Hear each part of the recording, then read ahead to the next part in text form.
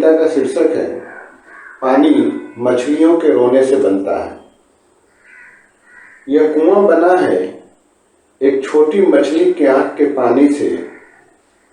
यह कुआं बना है एक छोटी मछली की आंख के पानी से।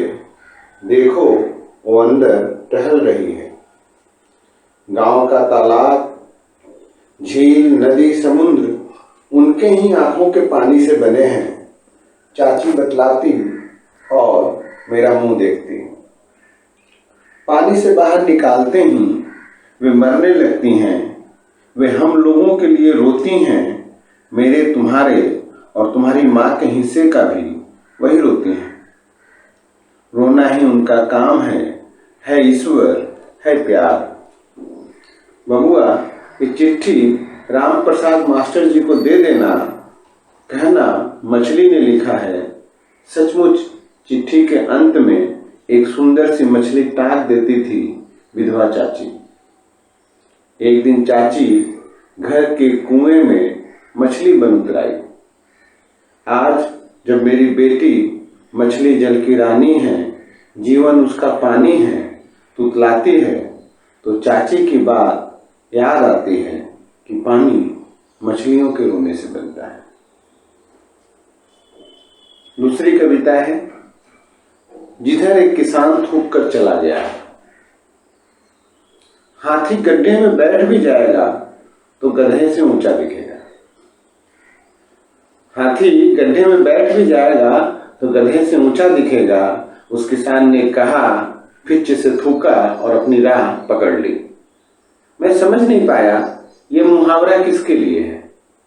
मैं समझ नहीं पाया ये मुहावरा किसके लिए है। उसने खुद के लिए कहा है या मुझ मास्टर के लिए, पेट्रोल पंप के मालिक के लिए, या लालत मनालत करते हुए ईश्वर को। आज के आज और अभी कभी रिटायर करते हुए मुख्यमंत्री, प्रधानमंत्री या गांव के सरपंच के लिए, या उस पार्टी के लिए जिसकी सरकार कल उसने उतार दी है अपने एक वोट से। किसके लिए था, किसके लिए है यह मुहावरा? जिससे भी तुलना हो मुहावरे में अर्थ तो है। जिससे भी तुलना हो मुहावरे में अर्थ तो है। काफी खतरनाक अर्थ है।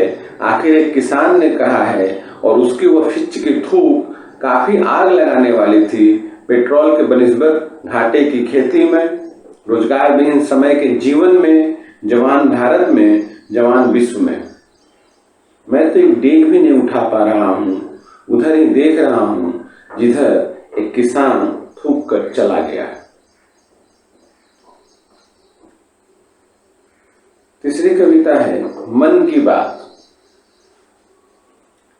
एक तितली के लिए मन बहुत खराब हो गया। एक तितली के लिए मन बहुत खराब हो गया।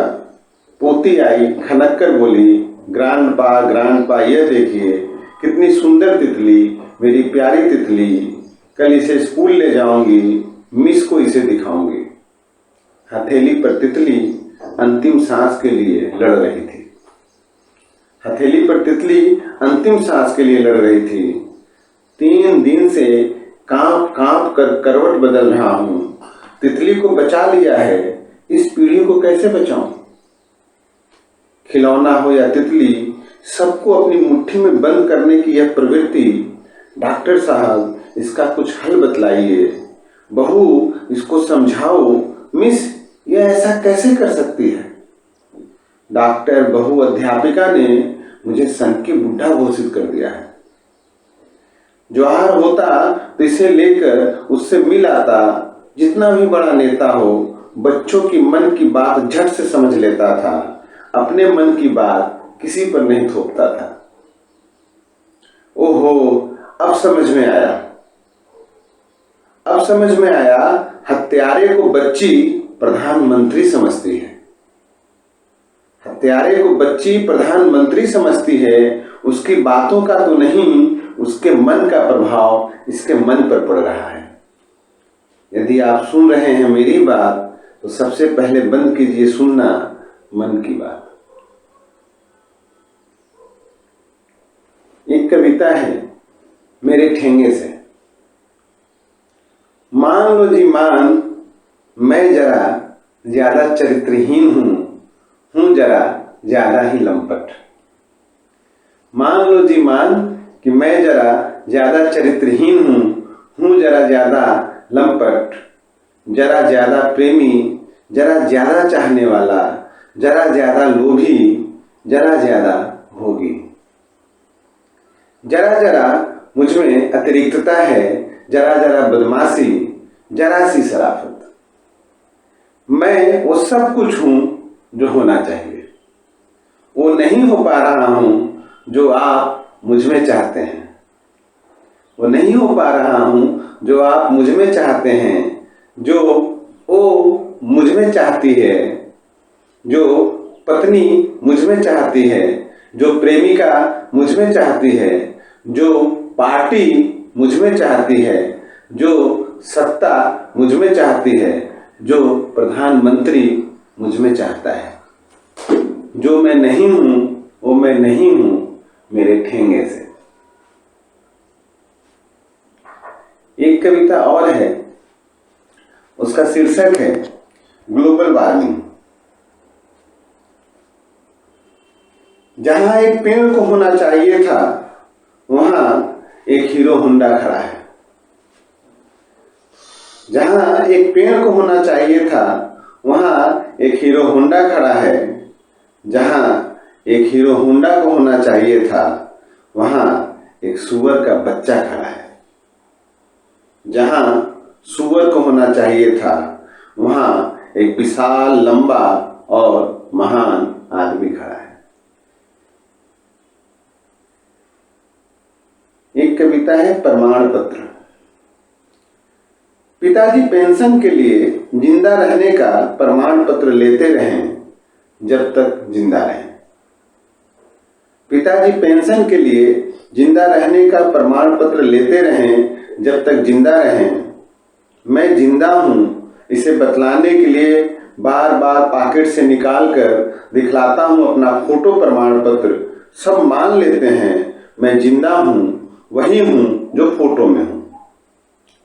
रात के अकेले में वह मेरे ऊपर शक करता है, मांगता है मुझसे मेरे जिंदा होने का प्रमाण पत्र, मेरे मनुष्य होने का प्रमाण पत्र। वह कागज के टुकड़ों को नहीं मानता, वह कागज के टुकड़ों को नहीं मानता, मेरी नब्ज नहीं टटोलता, मेरा चेहरा भी नहीं देखता। वह हर रात सीधे मेरी आंखों में झांकता है और हर रात मुझे मृत घोषित कर देता है।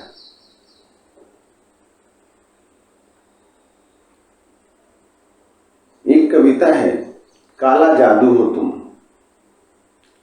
एक बच्ची सी हिरणी की तरह है तुम्हारा चेहरा, एक परिपक्व शेरनी की तरह है तुम्हारा व्यवहार।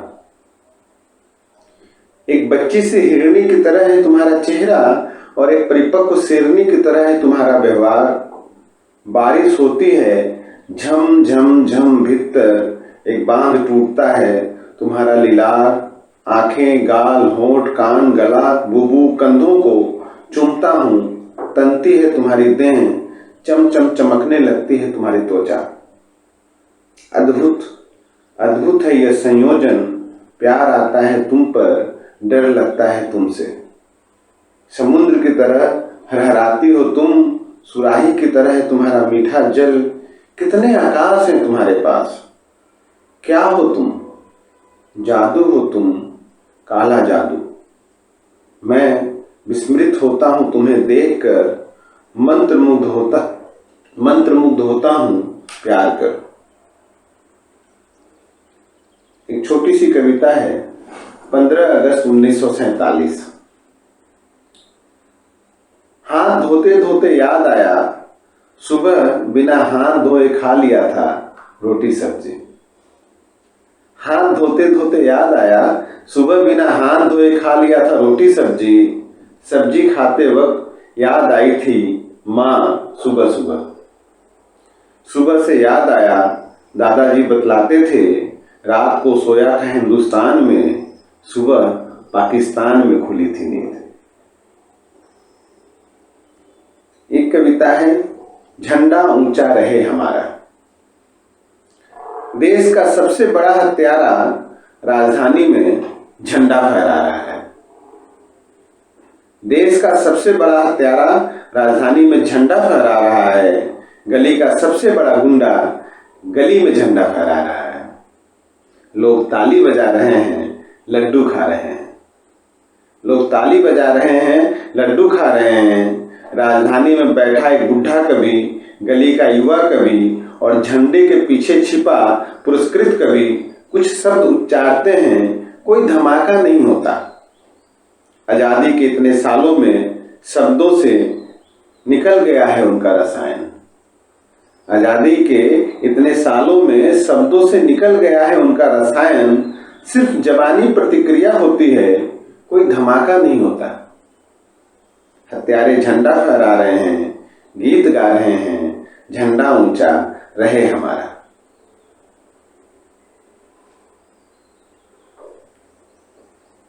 एक कविता है जीवन। बिस्तर पर एक जोड़ा पैर पड़े हैं एक जीवित व्यक्ति के।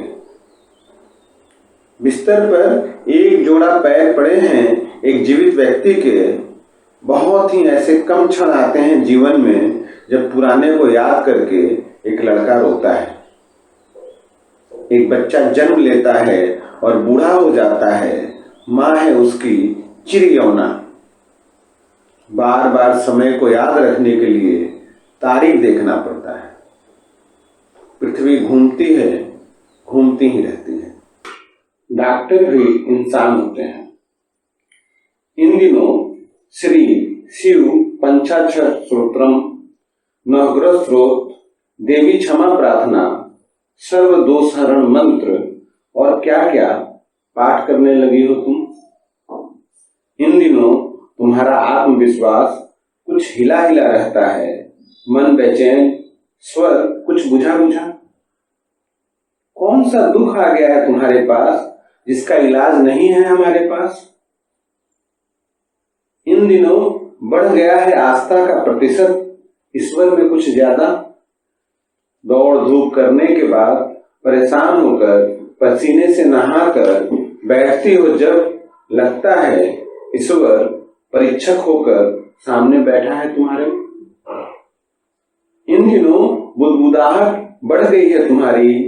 आज से 12 साल पहले ठीक इसी तरह परेशान रहती थी तुम।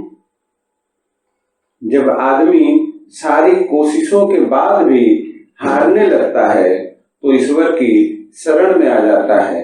मैं कहता हूं, तुम डांट देती हो मुझे। ईश्वर एक बलवर्धक चूरन है। ईश्वर एक बलवर्धक चूरन है। एक फांक फांक कर फिर से निकल पड़ते हैं रण क्षेत्र में सभी नेता, पुलिस, चोर, डॉक्टर, वैज्ञानिक और तो और वो छोटी बच्ची भी जो कल तीसरी कक्षा की परीक्षा देकर आई है। तुम्हारी बात और क्या कहना। तुम डॉक्टर हो और उस दिन एक आदमी मेरे सामने तुम्हें भगवान कह रहा था, तुम्हारी तारीफों के फूल बांध रहा था। उससे मैं क्या कहता कि तुम भी इंसान हो और आजकल परेशान हो। खैर, हारे हुए आदमी के लिए हर वह व्यक्ति भगवान है जो उसकी आशाओं की लौ को जिलाए रखता है। तुम ईश्वर का नाम बुदबुदाती हो इन दिनों कुछ ज्यादा ही। कुछ तो है जिससे डर रही हो। डरा हुआ आदमी ईश्वर की शरण में जाता है। आस्तिकता में बढ़ता जाता है उसका प्रतिशत। तुम आस्तिक हो रही हो, तुम डर रही हो। इतना पढ़ लिख कर ये क्या कर रही हो। एक कविता है, भाषा एक हथियार है। बात ई और ऊ की मात्रा की नहीं है। बात ई और ऊ की मात्रा की नहीं है। बात है इस बहाने उन्हें डराने की, कभी कभी धमकाने की, नीचा दिखाने की, हीनता बोध कर नदी में डुबोकर मार देने की। समझाना और बताना दुनिया के सबसे कोमल शब्द हैं। समझाना और बताना दुनिया के सबसे कोमल शब्द हैं। इन्हें कटार की तरह इस्तेमाल नहीं करना चाहिए। भाषा एक हथियार है, हत्या करने का एक शानदार शस्त्र, एक धारदार अस्त्र। गोला बनाता हुआ एक लाल स्याही भी उकसा सकता है किसी को अपनी हत्या के लिए। किसी अदालत में दाखिल नहीं होता कोई केस भाषा में की गई इस हिंसा, बर्बर हिंसा के खिलाफ। गुलाम या उपनिवेश इसी तरह बनाए जाते हैं, यह बताते हुए कि देखो तुम्हारी भाषा में कितनी अशुद्धियां हैं, कितनी गलतियां हैं, भला यह भी कोई भाषा है? भाषा से गुलाम बनाए ही नहीं जाते, सदियों से सदियों तक भाषा से गुलामों की खेती भी की जाती है। लॉर्ड मैकाले को तो आप जानते ही होंगे। भाषा की शुद्धता के अस्त्र से भाषा के सृजनहारे की कोख में ही हत्या कर दी जाती है हत्या भाषा के भविष्य की। वे नहीं जानते कुछ न लिखने से ज्यादा जरूरी है कुछ लिखना, कुछ कहना, कुछ बोलना, गलत ही सही। जो तन से नहीं हारते, मन से नहीं हारते, वे यहां हार जाते हैं भाषा के मोर्चे पर। भाषा के मोर्चे की हार उसकी आत्मा में नस्तर की तरह चुभती रहती है। हे पाणिनि के वंशजों, हे व्याकरणाचार्यों, हे प्रोफेसरों, जरा अपने उस बच्चे को देखो जो अभी बकैया खींच रहा है, मम मम बोल रहा है, दुनिया की सबसे खूबसूरत भाषा रच रहा है। वह अशुद्ध भाषा बोल रहा है। एक और छोटी सी कविता है, प्लास्टिक का चप्पल। यह नया प्लास्टिक का चप्पल है, पैर सिंह बोंगा के हैं। सिंह बोंगा आदिवासियों के बहुत सबसे बड़े देवता माने जाते हैं। यह नया प्लास्टिक का चप्पल है, पैर सिंह बोंगा का है। चप्पल अभी अभी खरीद कर पहना हूं, सिर्फ पैर का बचाव इसमें शामिल है। कृपया इसमें केंद्र सरकार की राजनीति न देखें। कृपया इसमें केंद्र सरकार की राजनीति न देखें राज्य सरकार की, न देखें इसमें टाटा, बाटा, रिलायंस, न मेरी गरीबी, न दूसरों की अमीरी। मैं सरकारी खाते में 162 करोड़ हूं। मैं सरकारी खाते में 162 करोड़ हूं और खुश हूं। 162 करोड़ लोगों में लगभग 33 करोड़ लोग बिना चप्पल के रहते हैं। मैं दुआ करता हूं सिंह बोंगा से, मैं दुआ करता हूं सिंह बोंगा से सबको चप्पल मिले। इससे खुशी नहीं, पैरों को आराम मिलता है, उनका बचाव होता है। कुछ प्रेम कविताएं सुना रहा हूं, नए संग्रह जीवन हो तुमसे। परिभाषा। प्यार की कोई परिभाषा नहीं है मेरे पास। प्यार की कोई परिभाषा नहीं है मेरे पास। सुना है दिमाग से तेज बच्चे परिभाषाओं के उस्ताद होते हैं। सुना है दिमाग से तेज बच्चे परिभाषाओं के उस्ताद होते हैं। मैंने जितनों से सुना है प्यार की परिभाषा, और ज्यादा असंतुष्ट हुआ हूं मैं। मुझे एक बच्चे का पता बता दो जो प्यार की परिभाषा मुझे बता दे। एक कविता है, हमारा 6 दिसंबर। बहुत बाद में पता चला हमारी बातों का, साथ बिताए पलों का, मिलने और जानने का जो सिलसिला शुरू हुआ, जो दिन निश्चित हुआ, उसमें शामिल था एक मस्जिद का टूटना भी। मैं एक साथ दोनों को याद करता हूं, 6 दिसंबर और तुम्हारा मिलना। क्या बात है कि दोनों याद आते हैं एक साथ, एक सबसे अच्छी याद, एक काली तारीख, एक प्रेम, एक शर्म। तुम गुस्सा हो जाओगी, इसलिए सिर्फ प्रेम को मनाता हूं, केक काटता हूं। प्रेम के लिए ही सही, नफरत, हिंसा और घृणा पर भारी पड़ता है हमारा तुम्हारा 6 दिसंबर। अंतिम कविता है, प्रेम, पागल और बच्चा। एक बिस्किट का पैकेट, एक पानी की बोतल, जाती हुई रेलगाड़ी और हिलाते हुए हाथ प्रेम नहीं है। एक बिस्किट का पैकेट, एक पानी की बोतल, जाती हुई रेलगाड़ी और हिलाते हुए हाथ प्रेम नहीं है। साथ टहलना, साथ सोना, साथ रहना प्रेम नहीं है। किसी का ख्याल रखना, दुख सुख को एक साथ झेलना भी प्रेम नहीं है। कुछ लोग घर से छिपकर मिलते हैं, उसे प्रेम कहते हैं। शादी बच्चे करते हैं, शायद यह भी प्रेम नहीं है। ऐसे ही एक जोड़े से मिलने गया उनका 2 साल का बच्चा घर से बाहर ऐसे ही एक जोड़े से मिलने गया उनका 2 साल का बच्चा घर से बाहर एक पागल से हंस हंस कर बातें कर रहा था। मैं उल्टे पांव वापस आया। पागल और बच्चे की हंसी ने समझाया, प्रेम पागल कर सकता है, प्रेम बच्चा कर सकता है। तुम्हारे अंदर वो बच्चा है, मेरे अंदर वो पागल। तुम ठुनक कर कहती हो मैं तुमसे प्रेम नहीं करती हूँ, मैं झट से मान लेता हूँ और उस पागल की तरह ही हो करके हंसता हूँ। धन्यवाद।